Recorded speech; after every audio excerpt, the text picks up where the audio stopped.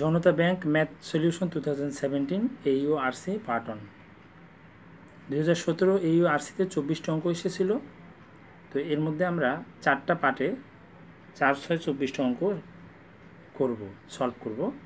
তো পার্ট 1-এ আপনারা 1 থেকে 6 পর্যন্ত অঙ্ক পাবেন। এরপর পর্যায়ক্রমে পার্ট 2 এবং পার্ট 3, এরপর পার্ট 4-এ বাকি অঙ্কগুলো আপনারা পাবেন।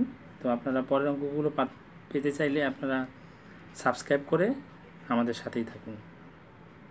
দেখেন 1 নম্বরে কি বলা হয়েছে, এখানে বলা হয়েছে A is 2 years older than B who is twice as old as C। অর্থাৎ এখানে সবচেয়ে ছোট হচ্ছে C। তাহলে আমরা ধরে নেব লেট এইজ অফ C, অর্থাৎ C এর বয়সটাকে আমরা x ধরে নিই। তাহলে এখানে বলা হচ্ছে যে B হচ্ছে who is twice as old as C, অর্থাৎ B হচ্ছে C এর দ্বিগুণ, অর্থাৎ B এর বয়স হচ্ছে C এর ডাবল। তাহলে আমরা কি করতে পারি, x এর ডাবল হচ্ছে আপনার 2x, অর্থাৎ B এর বয়স হচ্ছে আপনার 2x। আবার শুরুতে বলা হয়েছে A is 2 years older than B, অর্থাৎ A হচ্ছে আপনার B এর চেয়ে 2 বছরের বড়। তাহলে আমরা A এর বয়স লিখতে পারি আপনার 2x plus C, 2x plus 2, যেহেতু 2 বছরের বড়। তো প্রশ্ন মতো দেখেন total age of A, B and C is 27, অর্থাৎ সবার বয়সের যোগফল হবে আপনার 27। আমরা যদি তিনজনের বয়সটা যোগ করি তাহলে হয় আপনার 5x প্লাস 2। তাহলে আমরা কি লিখতে পারি, according to question 5x plus 2 equal to 27, যেহেতু তিনজনের বয়সের সমষ্টি 27। তাহলে 5x ইকুয়াল টু আমরা লিখতে পারি 27 মাইনাস 2, বা 5x ইকুয়াল টু 25, বা আমরা যদি 5 দিয়ে যদি 25কে ভাগ দিই তাহলে x ইকুয়াল টু কী হবে 25/5 ইকুয়াল টু আপনার 5, অর্থাৎ x ইকুয়াল টু 5।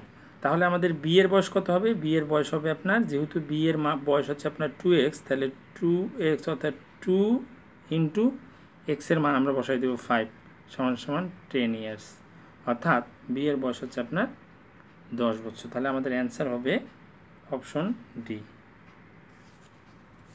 এর পরের কোশ্চেন্সে আমরা চলে আসবো, একটু খেয়াল করেন আপনারা।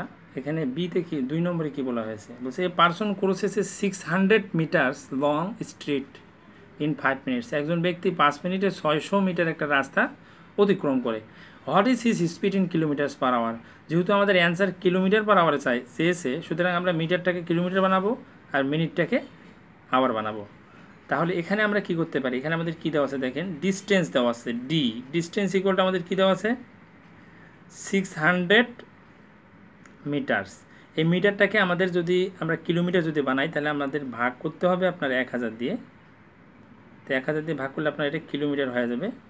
তো ক্যালকুলেশন করলে আমরা 2টা 0 বাদ দিয়ে দিতে পারি, আবার 2 দিয়ে ভাগ করলে আপনার 3/5 কিলোমিটার।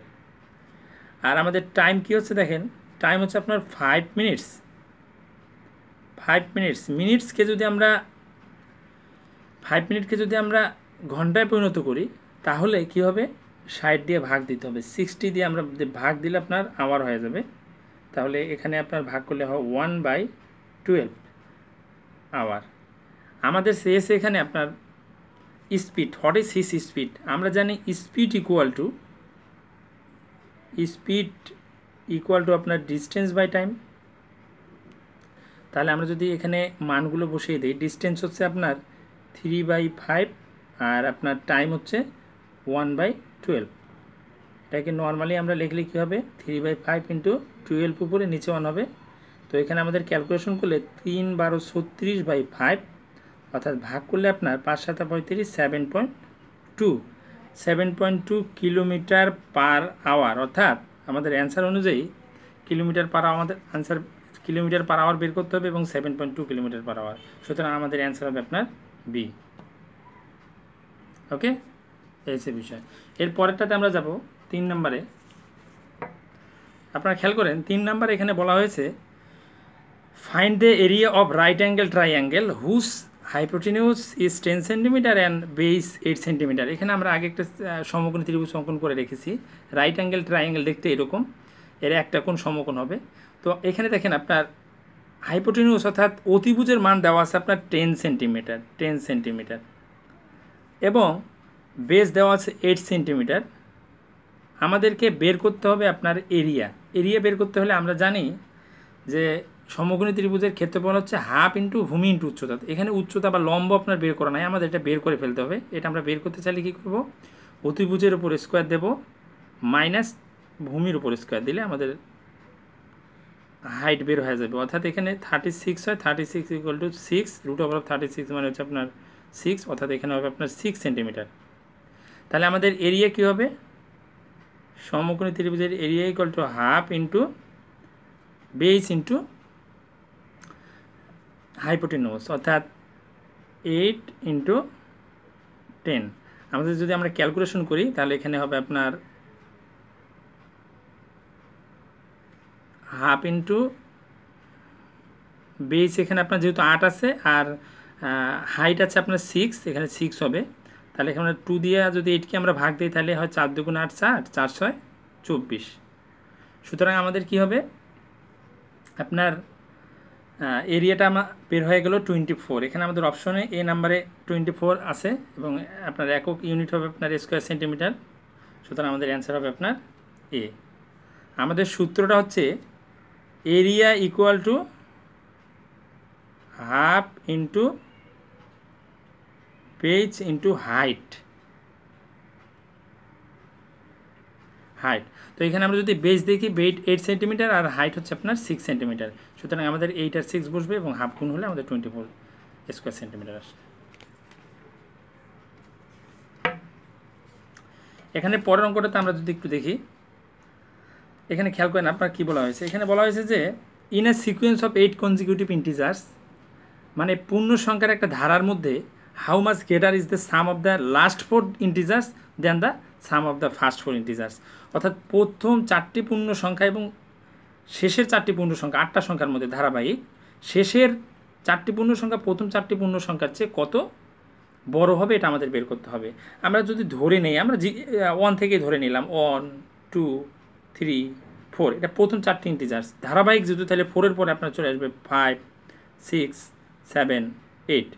তাহলে আমরা এগুলো যোগ করে নিতে পারি। আমরা 2 আর 1 3, অর্থাৎ 1 + 2 + 3 + 4 ক্যালকুলেশন করলে আমাদের হয় 6 আর 4 3 আর 3 6, 6 আর 4 10। এবং এখানে যদি আমরা ক্যালকুলেশন করি 5 + 6 + 7 + 8, ক্যালকুলেশন করলে আপনার হবে 5 6 11, 11 আর সাথে আপনার হয় 18, 18 আর 8 26। তাহলে আমাদের বের করতে হবে যে পরের 4টি পূর্ণ সংখ্যা আগের 4টা পূর্ণ সংখ্যার চেয়ে কত বড়। তাহলে আমরা এখানে বিয়োগ করলেই পেয়ে যাব। তাহলে আমাদের রিকোয়ার্ড ভ্যালুটাকে হবে রিকোয়ার্ড ভ্যালু 26 - 10 ইকুয়াল টু আপনার 16। এখানে আমাদের অপশন ডিতে আছে 16, সুতরাং আমাদের অ্যান্সার হবে আপনার ডি। এর পরের অঙ্কটা আমরা যদি দেখি, একটু ট্রিকি অঙ্ক, এটা একটু খেয়াল করেন।